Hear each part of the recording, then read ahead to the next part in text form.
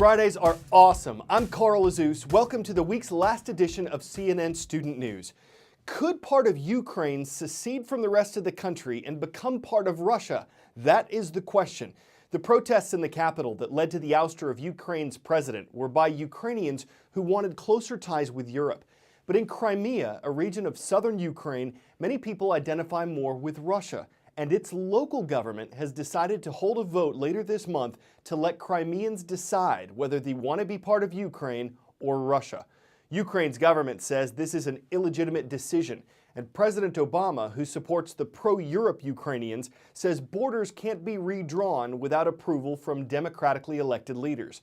But Russia says Ukraine's government broke the law when it kicked out its democratically elected president. And Crimea is important to Russia. It gives Russia's Navy access to the Black Sea. The standoff has international diplomats working around the clock to find a peaceful solution. Next up today, the U.S. and South Korea have been allies since the Korean War. Every year, the two nations team up for a series of military exercises, and every year it makes North Korea mad. North Korea has been launching rockets into the ocean. They're not aimed at anything or anyone in particular, but one rocket came uncomfortably close to a Chinese passenger jet. South Korea is calling it a very dangerous situation. The Defense Ministry says that a Chinese passenger jet, which had more than 200 people on board, flew through the trajectory of a North Korean rocket which had been fired just 7 minutes earlier. The China Southern Airlines plane was flying on Tuesday from Narita in Japan to Shenyang in China. Airline officials did not respond to CNN calls for comment. The rocket was just one of 7 that Pyongyang fired that day. China said they would seek verification from relevant parties and express their concern. When the relevant country conducts military drills or training, it should take measures to ensure safety of civilian aircraft or ships in the relevant air or maritime space, according to international norms. South Korea says the North had not given any navigational warning for the rockets.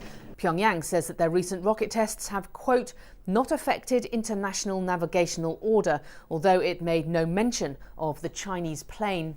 North Korea claims that these rocket tests are justified and they are in self-defense, saying that the US-South Korean joint military drills, in fact, are a provocation. But on Monday, the US said that these rocket tests do violate UN Security Council resolutions. Paula Hancock's CNN Seoul. What civil time is currently being observed throughout the U.S.? If you think you know it, shout it out.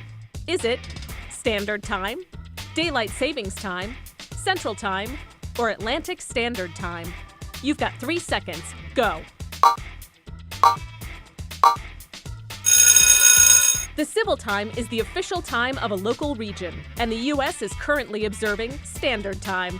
That's your answer, and that's your shout out. That all changes this Sunday when most U.S. states spring forward, moving their clocks ahead 1 hour to daylight saving time.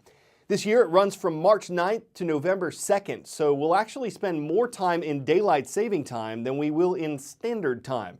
And we're unlikely to get our standard amount of sleep unless we all sack out early on Saturday. It puzzles the daylights out of some people. Why have daylight saving time if daylight's just going to get longer anyway as the Northern Hemisphere approaches summer? Well, for one thing, it's the law. Before 1966, states had different times and dates for springing forward and falling back. The Uniform Time Act was passed to get them all synced up. But unlike many other laws, if states don't want to participate, they don't have to. Most of the state of Arizona, as well as Hawaii, don't. So if you go there, they'll tell you what time it is. The idea is a lot older than the 60s, though. Ben Franklin apparently had enough time on his hands to propose saving daylight, and several countries took him up on it. Well, they did about 130 years later. World War I was on, so daylight saving time was used to help save electricity. With the sun up later, people didn't need to turn lights on till later. It stopped nationally after the war and stayed that way until Congress got around to setting times for it. But today, daylight saving time is sleepy time for many Americans, especially Monday morning after springing ahead. The Better Sleep Council says people struggle and slog around in bad moods. SleepBetter.org says America loses hundreds of millions of dollars because workers aren't as productive until they get used to it.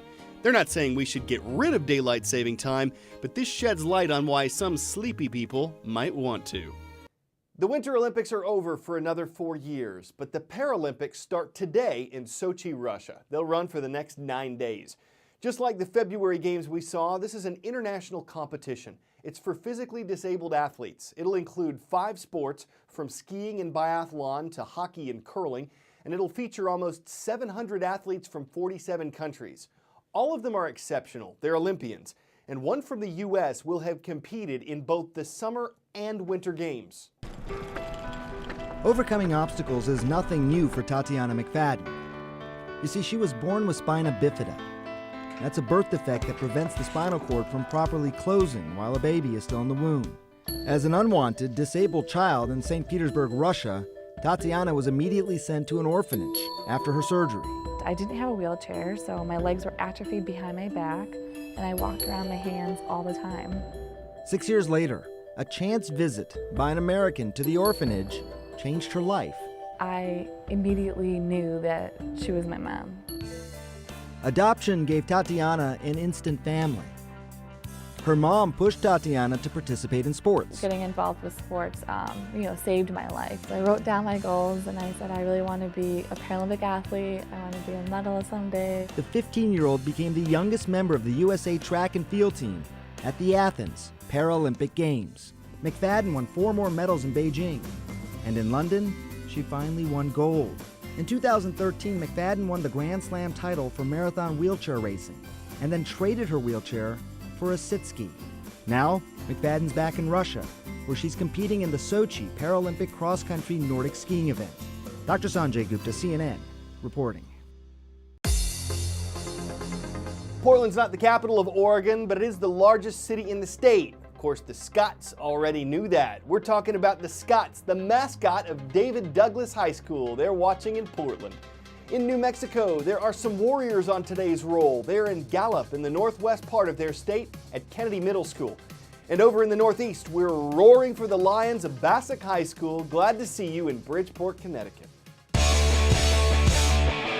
Finally today, this is one challenging workout, baby. I mean the workout baby on the left. She's actually the instructor here, showing her dad some Superman crunches, then grabbing a quick nap.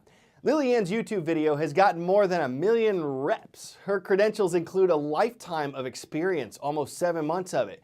One reviewer, a fitness enthusiast no doubt, says this will strengthen your muscles. Might not include everything in your core routine. After all, it's just toddler aerobics. It's not a heavy lift, but baby push-ups can work your triceps, and no one's gonna argue when you change it up. It's okay to carry baby fat, to vary your formula, to drink your post-workout shake from a bottle. You may have to stay near your crib, but you can bench on it being fun, even if it's just child's play. I'm Carl Azus. I'm glad we could work this out. Hope you have a great weekend.